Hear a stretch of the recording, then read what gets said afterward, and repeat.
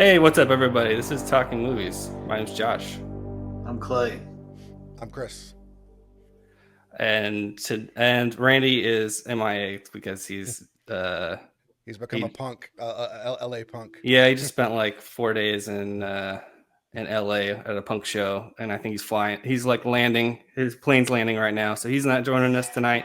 It is his pick next week, so I'll give his pick out later on the show. Um, but yeah, this was my week to pick, and we're going to talk about Clint Eastwood's Unforgiven in a little bit. Um, Partly the reason I picked that though is because of the great Gene Hackman passing away, and so he's one of my all-time favorite actors. So I just kind of wanted to devote a few minutes of discussion to him because he's one of the greats. So when did you first encounter Gene? Yeah, I was trying to think. I was thinking about that. I don't even know, like, because he's one of those cable movie staples. Like, I think I've been watching his. TBS. Yeah, US, Yeah. USA, TNT. yeah, TNT. We know movies like there's always a Gene Hackman joint on TV. So I've been watching those movies since I was little. I couldn't tell you what the first one was, but it's all the probably stuff like Crimson Tide or Enemy of the State, that sort of thing. Those movies were coming out around the time that I was coming of age, I guess. Like was this like early, like late '90s, mid '90s. So I was conscious enough to like be watching movies. Yeah. I think that was probably the sweet spot for me too. I never knew anything about actors, but I was kind of like, oh, there's this, consistent face. He plays a good villain, and I think he was, you know, Yeah.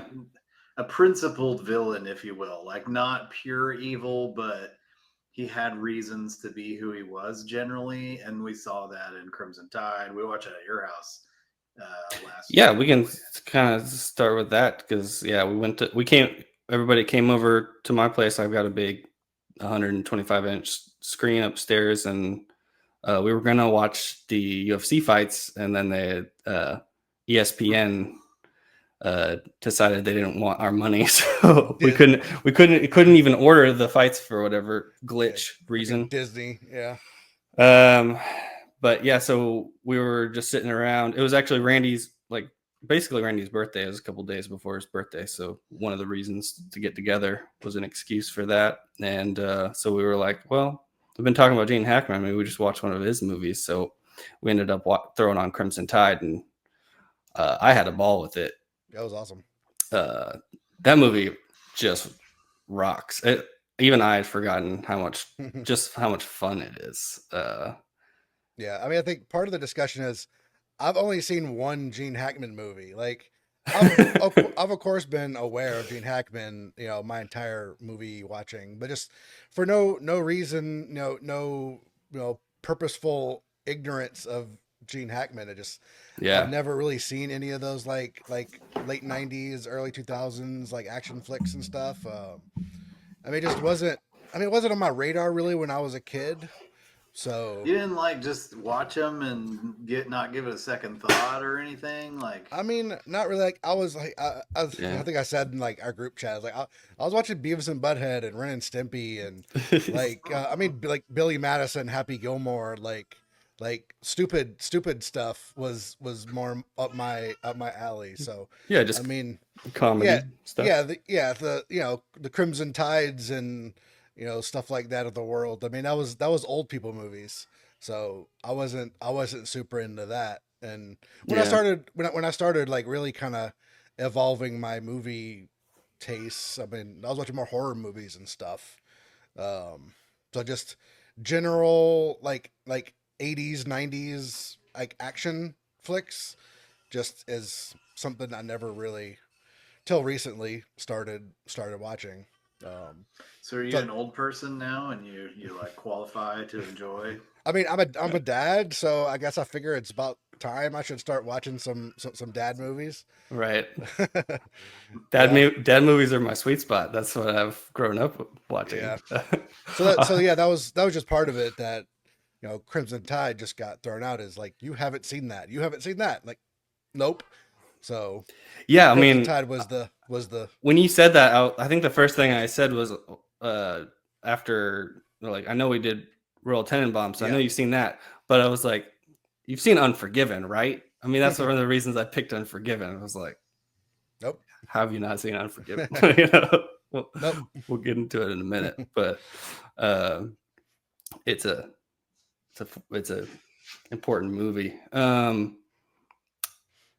Yeah, you Like, just yeah, go ahead. Sorry. no, go ahead. Go ahead. You had I was gonna say, like, I feel like I remember as a kid, I was babysat by my grandparents, and I was probably like 6 or 7, and I would fall asleep in the living room floor every day, and my grandfather would watch TNT relentlessly, and so I think I saw like all kinds of old movies that sort of I don't even remember watching them, but if I saw them again, I'd be like, oh yeah, I've seen this.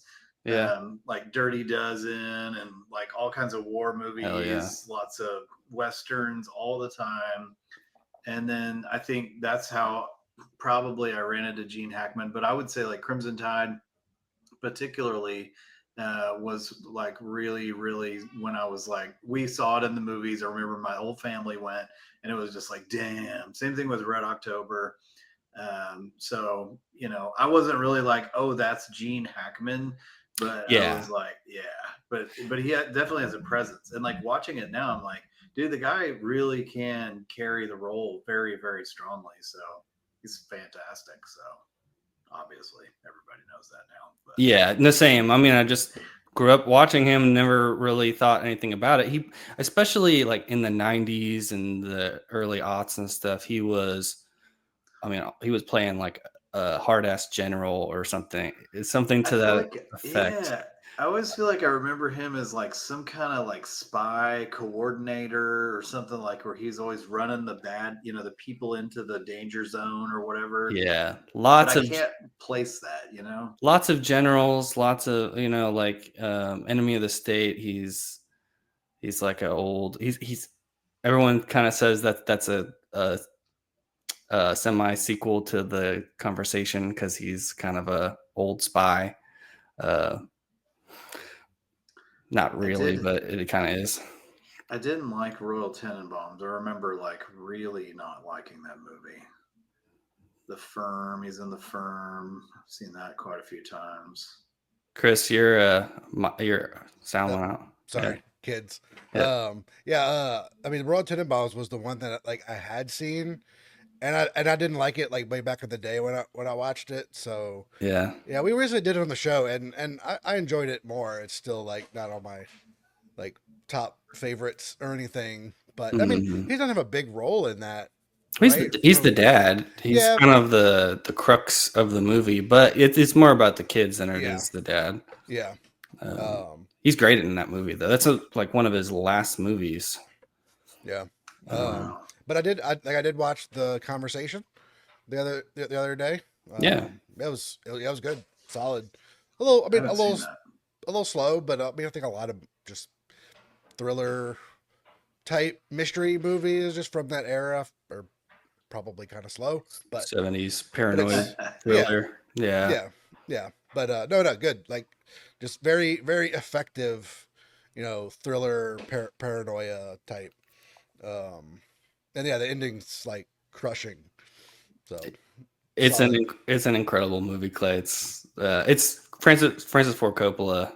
Oh shit! I should watch that. I should Yeah. probably get right on that. He put that movie out the same year as Godfather 2. Oh, oh yeah. How? I was kind of curious how that fell. Exactly. Exactly. And they were both nominated for like Best Picture, all the Huh. Best Director. Like Godfather 2 won everything, but yeah, he had two of like the best movies Yeah. of the year or of the 70s, really. Yeah. I went through his catalog, and I can say The Poseidon Adventure in 1972 was the first movie that I remember him You in. think I so? saw. Okay. I don't know why I saw that movie so many freaking times. Ernest Borgnine, like, Right. That's a cable staple. Yeah. it's, why we watched that so many times, I don't know. And then Target with Matt Dillon. I've I never don't think seen it was that a one. great movie. I don't think it Yeah, was that good, but I do remember Gene Hackman in like a spy role, and I'm like, oh yeah, Target. That's what it was. right. I was just looking at stuff too, and I think it might be Mississippi Burning, which I rewatched like a couple weeks ago, and it's a great movie. But that movie was on cable a lot, and Yeah, I'm pretty sure I know I saw that one a few times as a kid. Like maybe not start to finish, but like flipping channels, you know. very controversial. Oh, well, yeah. It's based off some true stories about some Ku Klux Klan peoples. I wouldn't Bad, say bad peoples. controversial as much as it's just a sad movie. Like just Yeah. a chapter in American history that's just friggin' God, not good. Yeah, it's not the most fun movie, but Hackman is fantastic in it. He's like him and Willem Dafoe are the two Oh shit. FBI agents that go down to this town where these kids like uh, these, these kids basically disappear, and they suspect that they were murdered by the Klan. And Defoe is like a very like buttoned up by the book guy, and which is funny now, but like Kind of odd for Defoe. Yeah. but look at the picture. It's young Defoe, so he's like Okay. he looks like the bookish type at that time period. Yeah, he's got the He's got the glasses. like the glasses and everything. He's very like his face isn't all like craggy yet. He's very smooth faced and boyish looking. And Gene Hackman's like he's an FBI agent, but he's kind of like a good old boy, like backwoods guy. Like he understands these people in the racist town, and like maybe even is a little racist himself. But he's likable um, and like doesn't play by the book, so they kind of fight and end up balancing each other out throughout the movie. But he's able to play stuff like that. His characters. It's so hard to put my finger on like what he does because it feels very effortless. Like he doesn't ever feel like he's trying that much. He's just being Gene Hackman, but he's not really playing the same character. The Conversation, I think, is one of his best, just because it is a very different role for him. He's very, very like meek, sort of very like Yeah. he's very nervous and quiet and yeah, and normally he's a character that really exudes confidence and He got strength. loud, boisterous, strong. Yeah. All of his movies Yeah, have like strong titles: Eureka, Uncommon Valor, Target, Power, Hoosiers, No Way Out, Split right. Decisions. Like it's all just Yeah, punchy, kind of 2-word titles, lots of thes in them. The Package, the Package. Yeah, I've The seen the Firm. Package. I watched No Way Out the other day too. That's a fun movie, but he's playing like he's like a side character in that. It's like Kevin Costner, sort of political I, thriller. But I it's a started good Behind movie. Enemy Lines. Sorry to interrupt you. Go No, ahead. you're good. No. I started Behind Enemy Lines with Owen Wilson. Uh-huh. It was just terrible, and I couldn't get into it. I was like, I'm not watching this. Pretty bad movie. I think that's the first movie of his I saw in the theater. I remember my dad taking me to see that movie. And at the time I was like, that was awesome. It's like Yeah, definitely dated jokes. Real kind of Owen Wilson humor. yeah. Owen Wilson is the guy behind Enemy Lines, and then Yeah. like Yeah. he's talking on the phone with Gene Hackman the whole time, something like that. He's like the soldier that's trying to get out. Yeah. Right. It's sort of, I can't remember that movie that well, but it's sort of similar to Bat 21, where Gene Hackman is the guy behind Enemy Lines, and he's on the phone with the what's his name?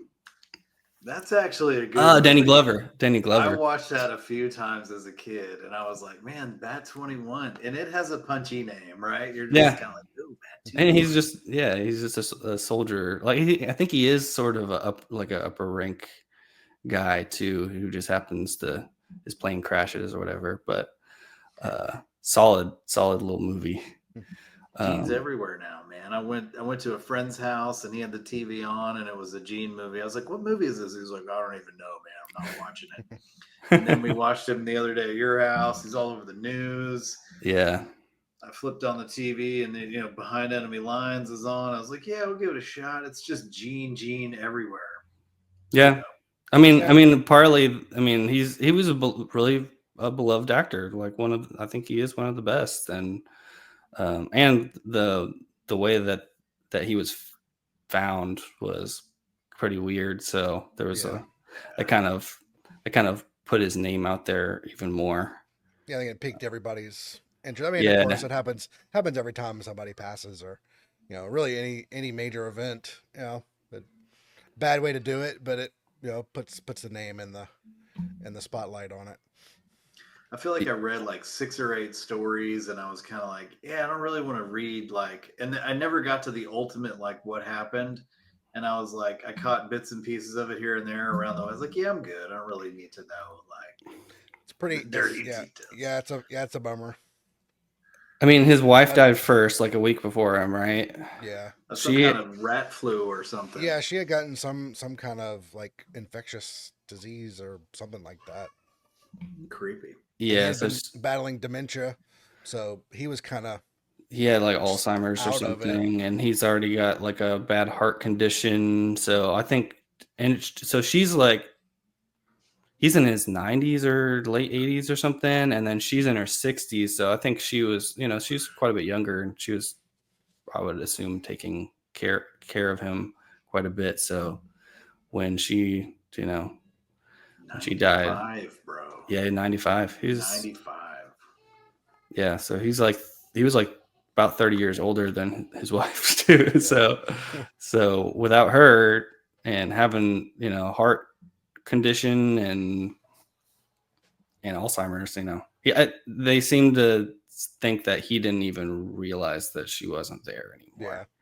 So, and then he just I feel like if I'm 95 with dementia and a heart condition and I'm being like kept alive somehow, you should just push me off a dock in my wheelchair. Yeah. I will. Yeah. No, for real. Don't let me. I don't want anyone to see me suffer. Viking funeral, put me in a boat, light me on fire, let me go. Yeah. Right. Lord of the Rings funeral, something. Yeah, man. Let me go with a little bit of dignity. Yeah, no kidding. Yeah, it's kind of sad. I mean, and the dog too. Like, I guess like the dog had a procedure. Oh, I didn't even see this part. I know it got like locked in the closet or something. Yeah, like she had just brought the dog back from a procedure or something like that. So that's why the dog was in the kennel. And then of course when she was gone, like I think the dog was left stuck in the kennel, and Gene was left there, not taken care of. So damn, it was what, like 9 days or something like that, or it was at least a week. I don't remember the numbers, but yeah, it was a little while. So I mean, 9 days of, yeah, I'm sure we don't want to go into that much detail, but no, yeah, rough, yeah, very, very sad. Yeah, bad way to go, but he left behind an incredible legacy. A lot of incredible movies. So you had never seen Unforgiven before, Chris? Nope, never. What'd you think, man? Yeah, let's go into Unforgiven. Yep. Yeah, I mean, like again, of course, I've been aware of you know a large majority of the movies, and of course, I know of Unforgiven and some of the famous lines and stuff, and Clint Eastwood, and I mean, I like, imagine you've seen clips of this movie, probably. yeah, yeah. Yeah. I mean, like I've seen I've seen Good and Bad and the Ugly. I seen a lot of Clint Eastwood stuff, Okay, I was but going to ask that. I have seen Good and Bad and the Ugly, and maybe even one of the other. Fistful of Dollars or Can't remember something. which one's first and which one's third. Whatever. Um, Fistful of Dollars for a few dollars more, and then Good to Dirty Bad and Harry. Ugly. okay. But yeah, so I mean, I don't really have a lot of experience with Clint Eastwood either. Like I've seen Gran Torino. That's probably my other like Clint Eastwood film on my list. All right, we're gonna watch some more Clint Eastwood movies, Chris. Any Dirty uh, Harry? No Dirty Harry? Oh my gosh, yeah. nope, I was nope. afraid of that. I was watching this, I was like, I bet. I was like, I picked this movie, and then I'm like, this movie is sort of like him summarizing and also subverting his entire career as a cowboy and as a tough Yeah. guy, No shit. How so? Oh, we can get into it, but he's he's like the bad boy in every movie. Like he's the unkillable like hero, right? And in this, it's like he's he is that character, but he's also essentially pathetic. Yeah. And the only reason he was the killer that he was is because he was a raging alcoholic. And it's the whole movie to me is about the difference between myth and reality and the ugliness of reality, right? They're talking about the legends the whole time. Yeah, the Um, story. Yeah, everybody's telling stories of the old days. I mean, I figure it's just a nod to just old, old Western in general too, mhm. because I mean, this was what 92 or something like Yeah, that. this is Like, 99 too. And this I was the mean, last Western that Clint Eastwood was ever in. This was like his yeah, final statement on it. but I mean, yeah, westerns have pretty much been dead for a while at this point. So this was also just his send off to himself, and also I think just westerns in general, without having a ton of like Clint Eastwood you know knowledge in my brain. I mean, at least figured there was at least some just nods to westerns themselves, because I Mhm. watched what was the other I just watched it with freaking Bob Dylan and Oh, Pat Garrett and Billy the Kid. yes, Pat Garrett. Yes, yeah, I watched that because I mean that's like similar, like that. That's kind of the send off to westerns, and that was Yes. what 80 or like early 70s. 80s or That's okay, mid 70s. Yeah. okay, yeah, it was Yeah. No, earlier than I thought the it was. people actually generally consider the Wild Bunch to be the last classic Western, and that's 69. Okay, yeah, So everything after that, when you go into the 70s, they're kind of anti-Westerns. Like they're, they're not, Huh. they're not classic tales anymore. They're kind of subversions on like heroes that all the heroes would start becoming sort of gray right, and like anti-heroes, mean people, like they're not black hats and white hats. It becomes more gray. yeah, Um, yeah. So yeah, just I was equating a lot of that just to westerns in general, and I mean, sure, like Clint Eastwood himself is probably putting a lot of his own experience in there too, but I mean, he's a big part of it. yeah.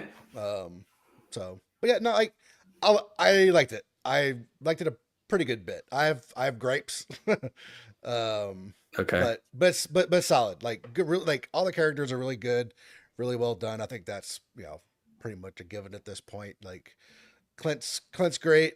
Hackman's great. Morgan Freeman's great. Little kid got on my nerve, like the He's supposed to. teenagery kid. Yeah, got on my nerves, but no, it was solid. I enjoyed it. What kind of gripes did you have about this movie? I'll go straight into it. I don't want to start out with like what I didn't like, but whatever. I just like the dialogue. it just felt very cliched, like he like just gave it to AI or something like that, and they just like how many times did they say "old son of a bitch" or just a lot of just the old Western like cliched talk? Hmm. Just felt a little like on the nose at times, but it's weird because on the other side of the coin, there's some amazing dialogue in this. There's some Yeah. classic lines and great conversations. I mean, it's a lot of it is conversations between people. So Yeah. a lot of it's really good too. So like, yeah, I have some gripes with it because every now and then they just throw a weird line out there for no reason, and it just felt kind of forced sometimes. Like they were trying to be westerns a little too much. Hmm. But I think it is. Yeah. It. I feel like you guys just haven't seen a lot of the old classic ones because it is like in many ways trying to be like a John Ford movie, like The Searchers or something, except all the characters are bad guys.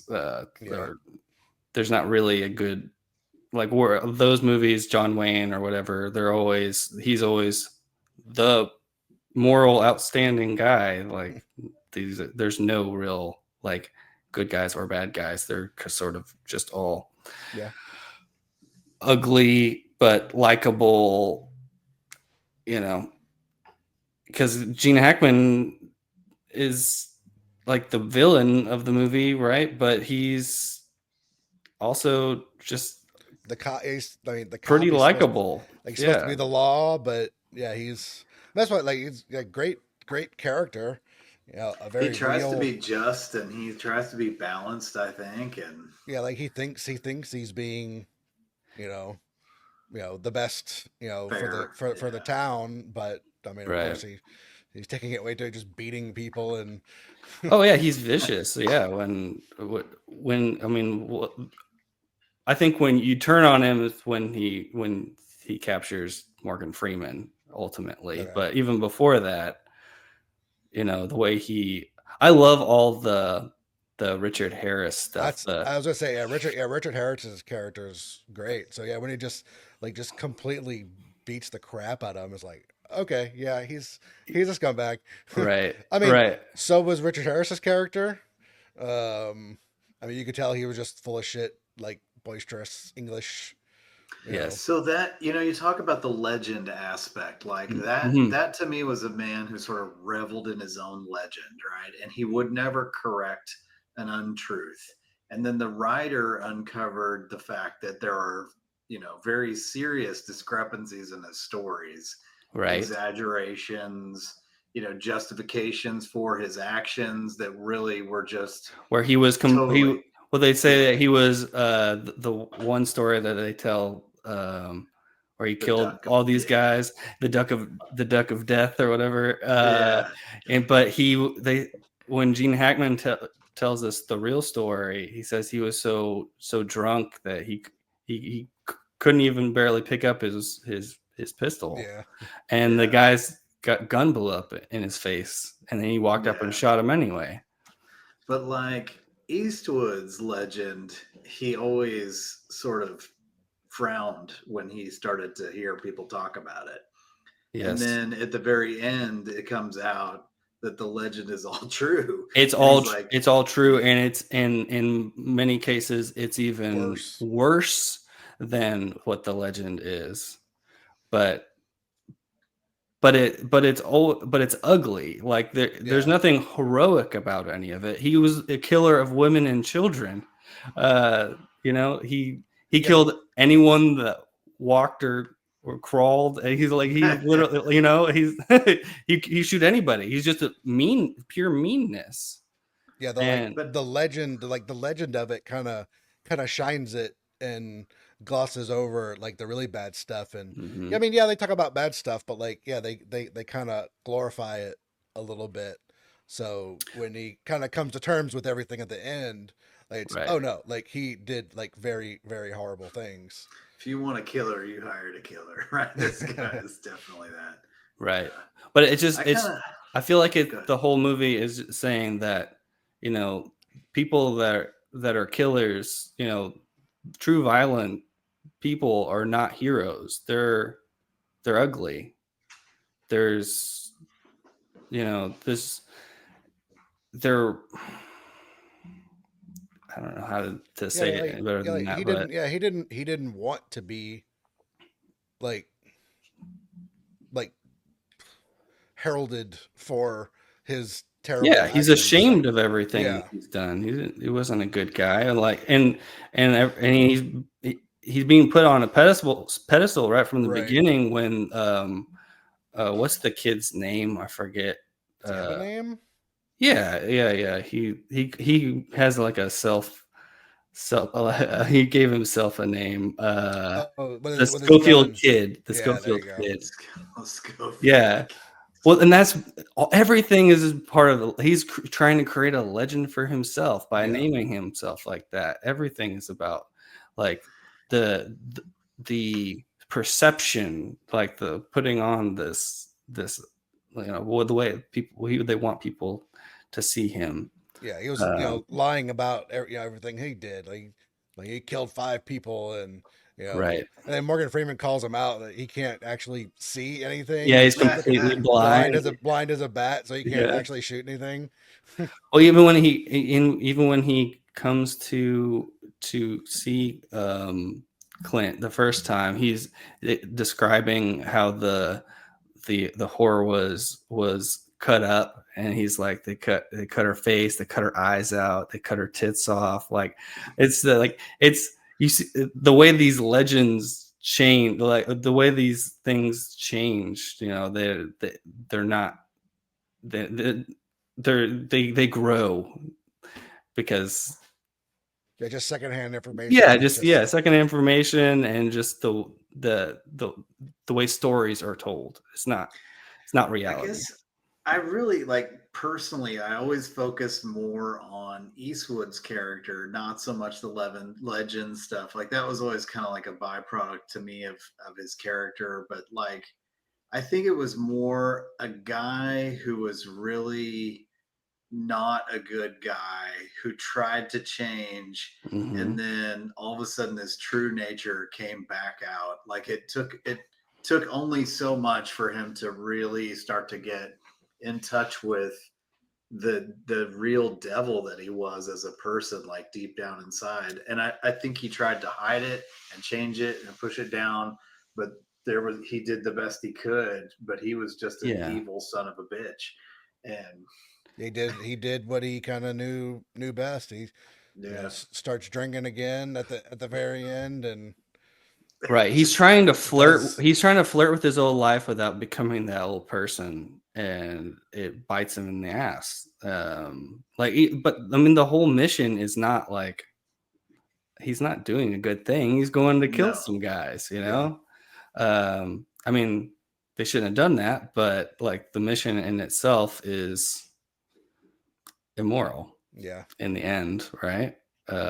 It's gray, you know. but damn, like the final lines I think are just like they blew me away. Right when he's riding through the town, he's like, "I'll kill every last one of you sons of Yeah. bitches," and it's just like, what? I mean, and that is the last line of the movie. And I watched it this time, and I was like, no, surely there's more. And I was like, no, that Nope. was the last freaking line, man. It's crazy. Yeah. The whole ending is, I think it's a masterpiece. I do too.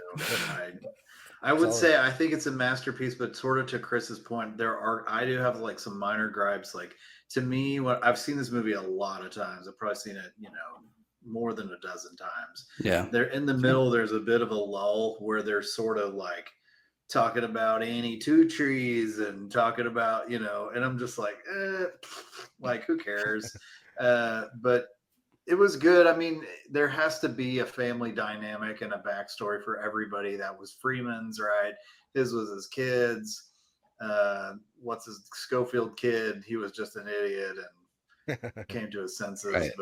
And who cares about him anyway? He sucked. So Yeah, but no, I mean, I disagree. I love the middle of the movie too. I mean, most of the Richard Harris stuff is in the middle of the movie. So, I mean, that's I think, yes, that section is kind of just Clint and Freeman like riding to the town, but you're cutting it with all of the Gene Hackman, Richard Harris stuff. Yeah, I think when Freeman joins in, there's a lot of great moments between them, and and the Richard Harris stuff is good too. I mean, I don't know if there's a point in the movie where like I feel like there's a lull. Um, It's I not think it's not a it's fast-paced movie. Yeah, no, there's like 2 or 3 good action sequences, but it's not an action movie. It's a drama in the West. Isn't it kind of funny? Like, men always try to protect women, especially, there's this chivalric code kind of, I guess, but Mhm. they still, like, these women are prostitutes, and one of them gets really unjustly treated, right? But they use that as a justification to go out and kill a bunch of people. And it's amazing to me how somehow that's like a component of masculine thought, like, oh, we have to protect these women, they've been Right. abused, and like, oh, let's go kill these guys. And it's like, I But guess, I but they mean, weren't but yeah, they're using that as an excuse. as a justification, but they wouldn't go out there without the promise of money. yeah. Sure. I mean, and they know that. That's why they're spreading that around, even though they don't even have all the money. Uh, But as a dude, like, it triggers something in me, particularly when I was watching. It's like, yeah, that, go get those guys. And then the women are pissed off. The head cheese woman, the head pimpstress, she's mhm. always like arguing, like, come on, this isn't enough punishment. You're not even gonna beat him. Like, come on, little Bill, what are you doing here? And you're kind of like, yeah, what are you doing, little Bill? Like, get on it and give him a taste of that medicine. It But was. I love that scene though, when she confronts him, and he was gonna whip them, and then he doesn't even do that. Right? Yeah. They end up like just giving the get some owner horses. some ponies or something. Yeah. Uh, Which is and he, which is dumb. Like, like it it is. really, it gives no justification Well, for he has a line where he's like, "Is if they were given something like if they were given towards wickedness in a regular way, if they weren't whores, like yeah.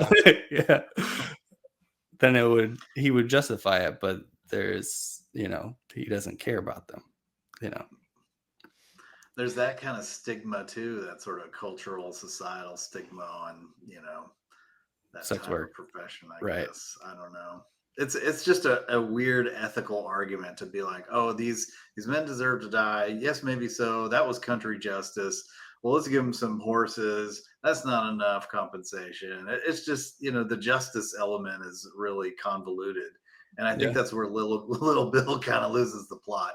He just starts beating the shit out of everybody, and then Yeah. it's like, well, damn, little Bill, like, this isn't justice, is it? And anyway, right. it's a good movie. It's a good Yeah. Great ass movie. Yeah, I think there's a bit of like silliness and like convolution, is that a right word? Um to a lot of that stuff, but yeah. It fits. It works. It is, and it's sort of taking a piss out of all of the characters in a way too. I don't Yeah, a think little it's bit. completely unintentional. Like Yeah, I agree.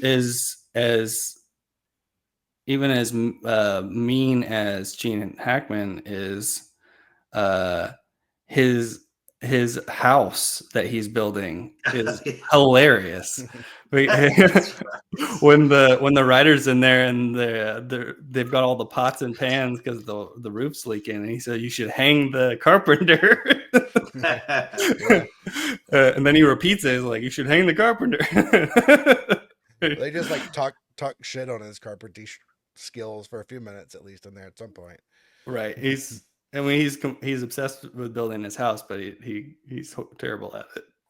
There's Yeah. even the deputies at one point. There's like a whole scene just them talking. Like there's not a straight angle in that whole house.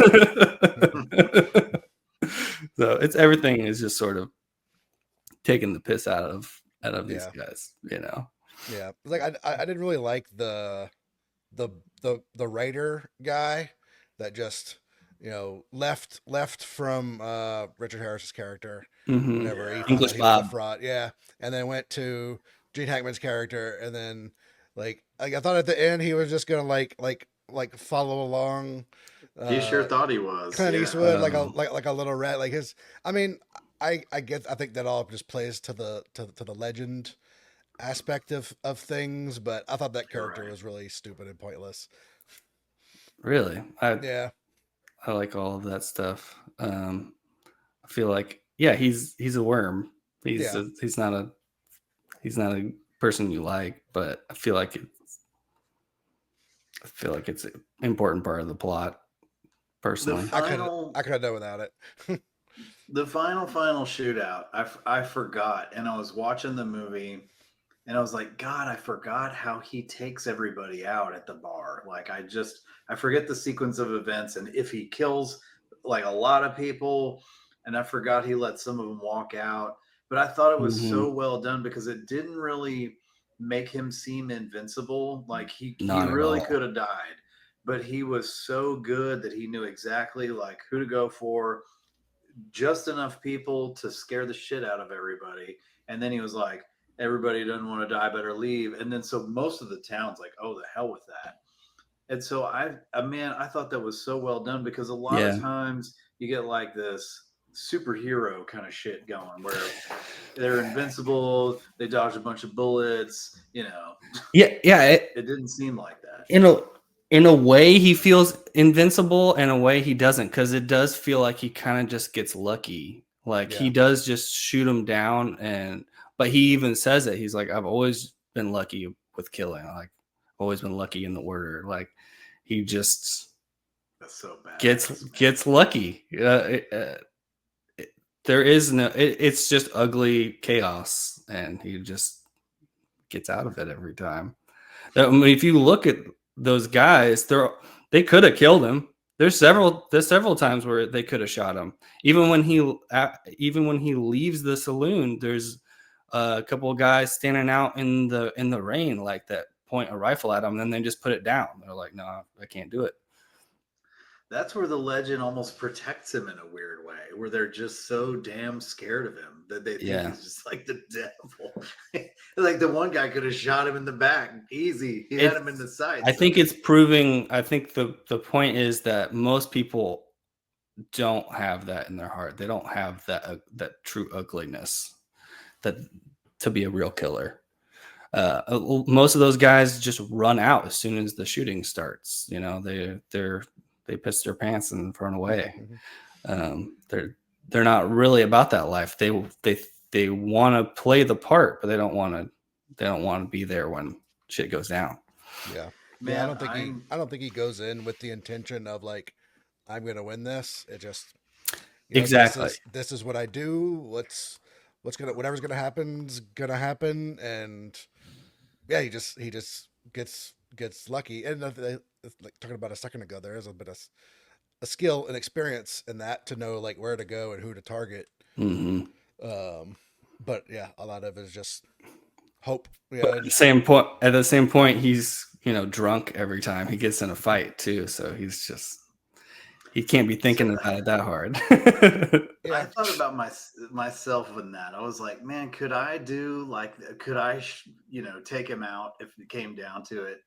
And I know this guy who was in like a special operations military unit, and I know he has killed people. And like to be around him, like he gets this look in his eye that is really, really scary sometimes. Like you'll say the wrong things and he'll go off on a tangent, and you're like, man, this guy, like. But so there is like a distinct difference in personality, I think, after you cross a certain threshold. There's a scariness to that, yeah. Crossing that line. I mean, have y'all ever killed anything? Like y'all ever shot an animal or anything? Like hunting? Like it's a weird feeling. I've shot deer a few times, and like I don't feel that bad about it, but in the moment there is a weird feeling. Like there is sort of a weird emptiness, like that. Oh, that thing is dead now. Yeah, I especially if you like injure it and have to put it out of its misery afterwards. yeah, Like there is a there's a weird. there's a little bit of a weird situation there. Yeah, yeah, it's not a great feeling. I love the that whole scene on the hill after they kill after Clinton, the Schofield kid, they kill those guys, and then he's all of a sudden the kid is not so happy about Yep. about murdering anymore. Yep. I thought that was a great scene because he's like, "Oh, give him some damn water," and it's like, Oh, that yeah, too. Yeah, that's a little before, but yeah.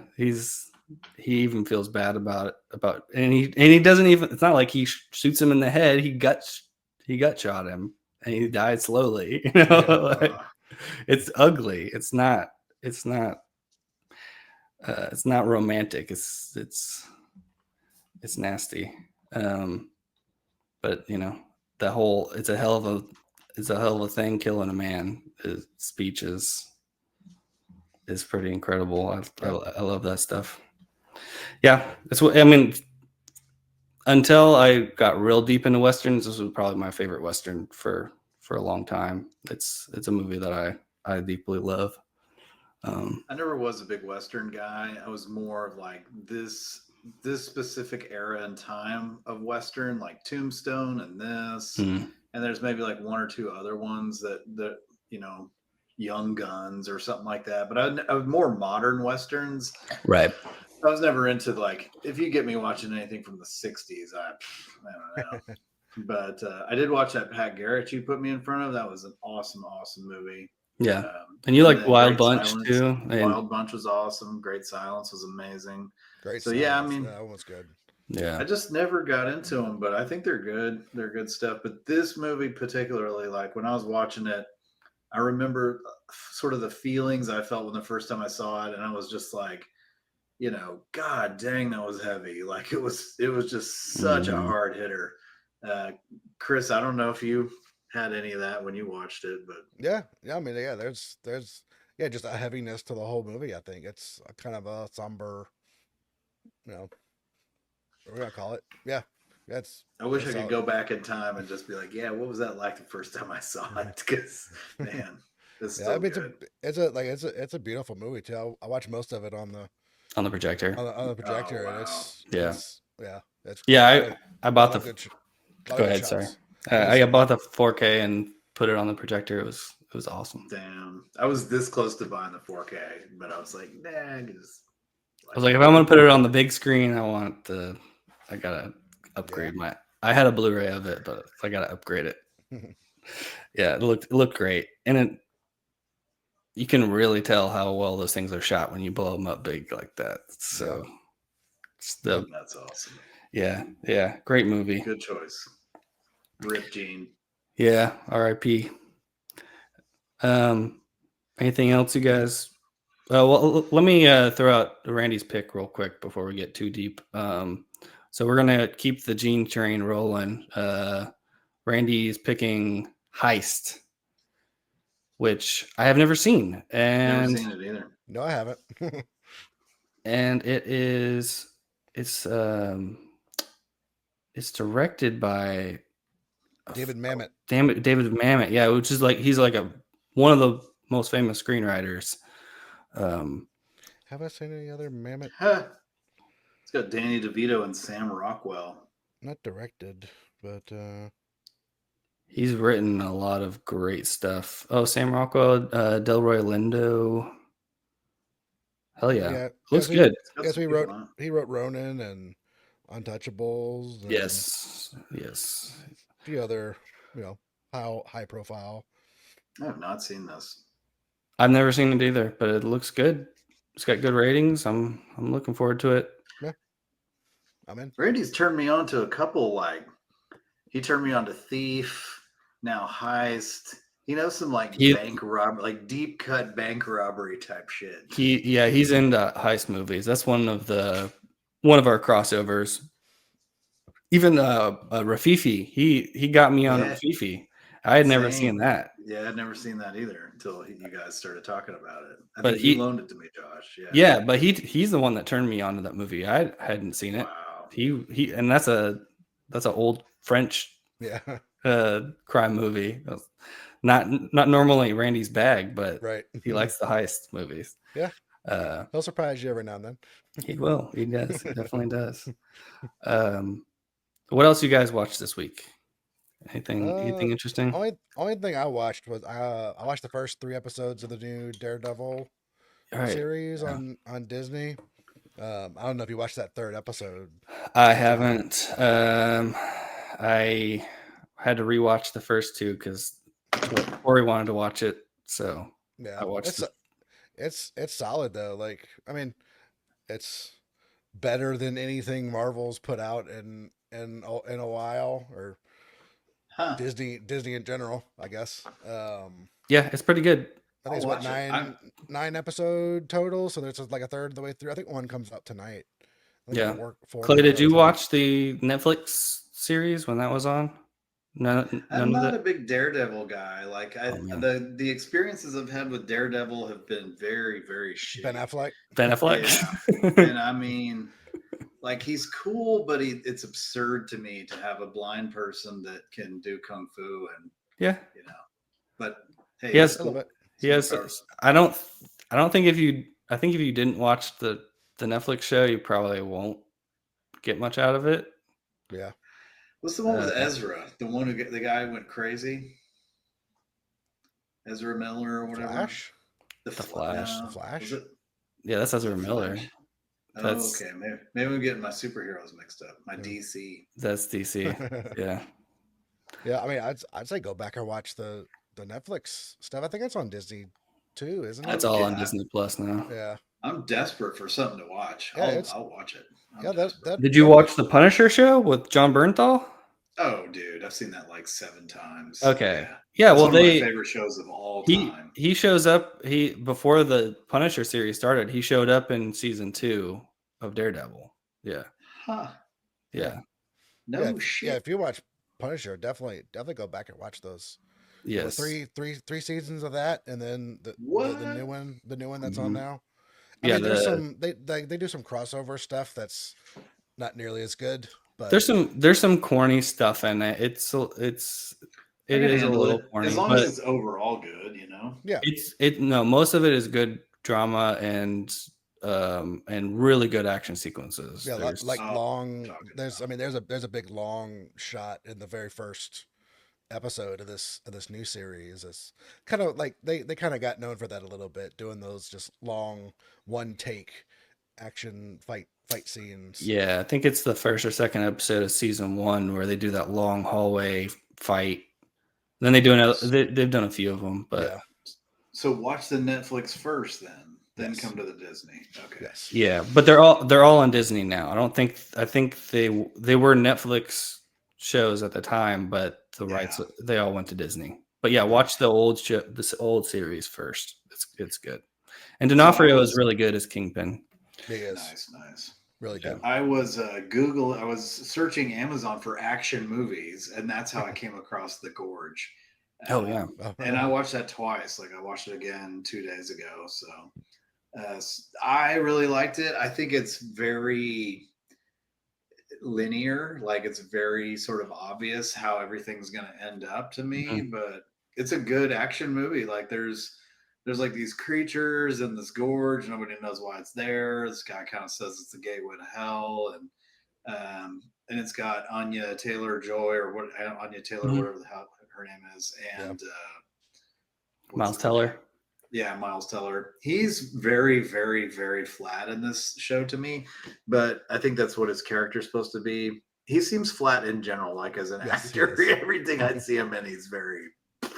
Yeah, I don't think he's a terrible actor, but I mean, I think he's a great actor, and yeah, he's a little flat in almost everything. I'm just excited that there was some kind of like sort of B-grade horror movie that had some decent actors in it, Sigourney Weaver included, and then like, you know what? Take a risk, like do a low budget movie.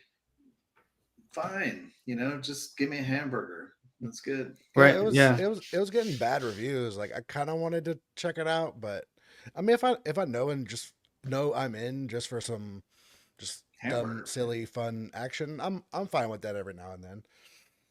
It's Scott Derrickson directed it, the guy that did Black Phone and Oh, Sinister, and Okay, I didn't know that.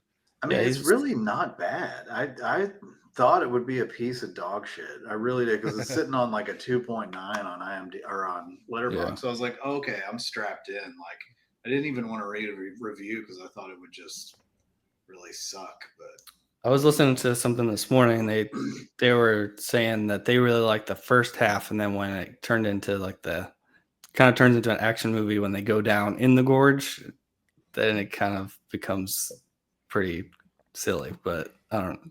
I'm gonna watch it. I'll watch it eventually. I've got Apple Plus, lots of so guns, lots of firepower. yeah. To that point, I started watching Severance on Apple Plus. Have you seen any of that, Clay? Have you I tried watched it? the first season. I watched Okay. the first show of the second season, and I literally tried to watch the second show of the second season last night. And I Yeah. was just like, Really? they're in the same damn building, and I just hate the building. But it's a good show. It's a good show. It's really tongue in cheek, and Yeah. everybody raves about it.